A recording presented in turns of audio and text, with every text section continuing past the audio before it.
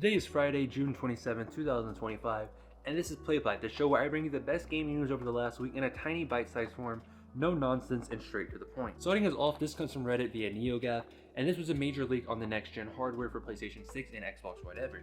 They will both be using the same GPU architecture, and they're also both targeting a 2027 release date, although it is noted that the Xbox could launch as early as 2026 to get ahead of PlayStation. The new GPU within these consoles are said to be 20% faster than the current one, and it's also said to be 2 times faster at ray tracing and AI than the current RDNA 4 technology. But as always, don't expect anything huge from Sony or Microsoft to be dedicated within the console, as AMD is pulling all the heavy weight within this box. Thursday night, Capcom had a Spotlight event, and although there wasn't many major things announced, there was some things worth spotlighting. First up, Street Fighter 6 is getting swimsuit DLC. Yeah, Capcom spent the last few years really dialing back the fan service in the series, going for a more grounded look, but now we're back in action. Swimsuit skins are coming and the internet has been loud about it.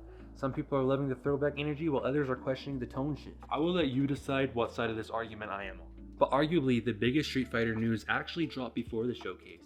50 Cent has been cast as Balrog in the upcoming live-action movie. He joins an already star-studded cast that includes Jason Momoa, Roman Reigns, and Kalina Lian, who was just announced as Chun-Li. This movie is either going to be incredible or a total train wreck. Moving on to Resident Evil Requiem, we got new info and dev commentary. The game will feature both first and third person perspectives, which is a first for the series. The main character, Grace Ashcroft, is an FBI agent investigating a haunted hotel in Raccoon City. She's not your typical RE badass. She's more vulnerable, grounded, and introverted, and the devs said they're going for addictive fear this time around. And honestly, it sounds like they're really trying to recapture that Resident Evil 7 style tension with a fresh twist going back to Raccoon City. The game is also set 30 years after the events of Resident Evil 2. We also got a deeper look at Pragmata, and we still basically know nothing about this game, but this is Capcom's upcoming mysterious sci-fi game. It's set in an abandoned lunar research facility. It centers on an astronaut named Hugh and a child android named Diana. Diana can hack the environment, like turning security turrets against enemies, which adds a cool gameplay dynamic. It's still targeting a 2026 release, and while the new details were interesting, it still feels like this game is a bit of a mystery. Monster Hunter Wilds is also getting a new update for free, bringing you new monsters and things to do on June 30th. I didn't deep dive into this one, just because I want to be blind when I go into it, but that's something to look forward to here in a couple days. Over on the PC side of things, Xbox made some big moves.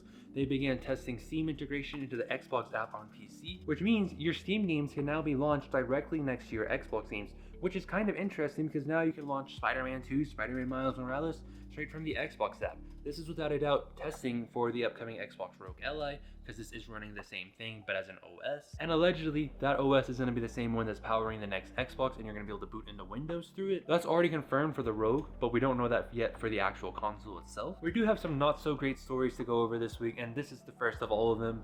MindsEye, which launched a couple weeks ago. This is a new game from a brand new developer.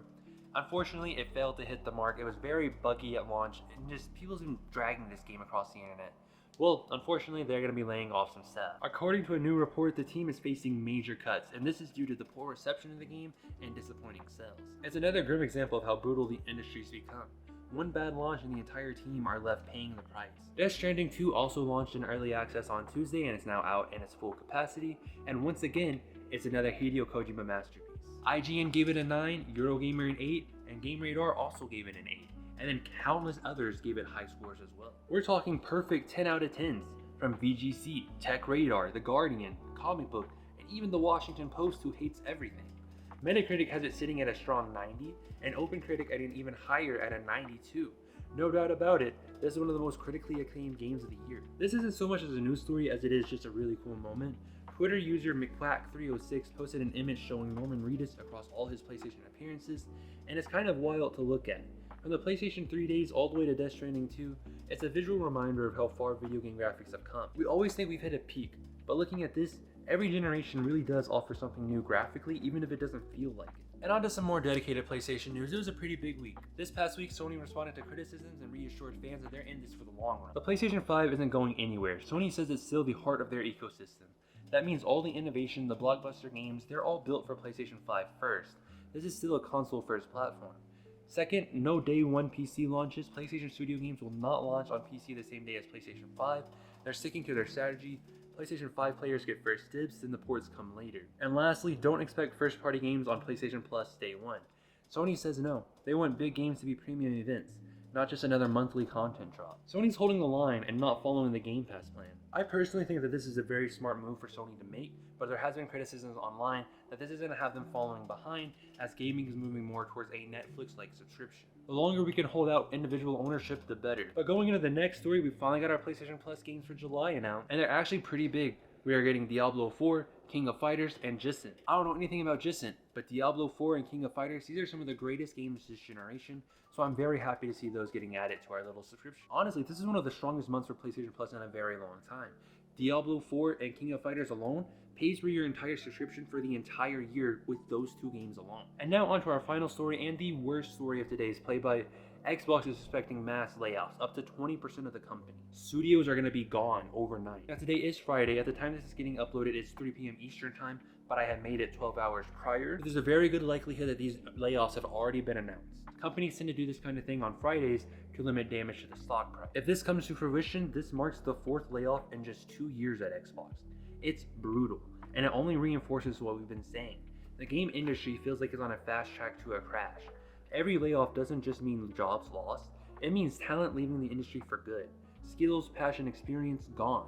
I'm not a fan of the era we're in right now, and on top of that, Xbox is winding down physical distribution in parts of Europe, and I'm not talking physical games, I'm talking the actual Xbox console itself, likely to prep for NextGen in 2026, so it makes sense to cut costs, especially where you're not making money, but it feels like Xbox is slowly but surely going to become a North America only console. Will NextGen be any better if they're only focusing on one region? Honestly, I'm not so sure, and with that being said, there is also talks that studios are going to be closed as well, so we could see something such as Team Ninja get completely shut down. We do know Hellblade 2 did not perform to expectations. I mean, I personally played that game for 12 minutes before I uninstalled it. That's how bad of a game it was. So it's very possible that I'm not the only person in that camp, and Game Pass did not do enough to save that game. And if the PlayStation 5 launch coming up doesn't, make a profit, then it could also, be really bad news for Team Ninja. I miss today's where games could come out. I definitely could have one misstep, one bad game, and still be perfectly fine. But it looks like those days are over. But anyways, that's been today's Playbyte. What do you think about the stories that happened this week? Do you think there's anything I could do to improve this show? Let me know, because this is kind of moving Playbyte into a new direction than what we've been doing up to this point for the last couple years. So let me know in the comments down below about that. If you're new here and you want to see more of these, hit that subscribe button so I know you appreciate it, and drop a like. It really helps with the engagement and the discoverability of the video. And with that being said, I've been Crutandro. Try not to die, and I'll see you in the next video.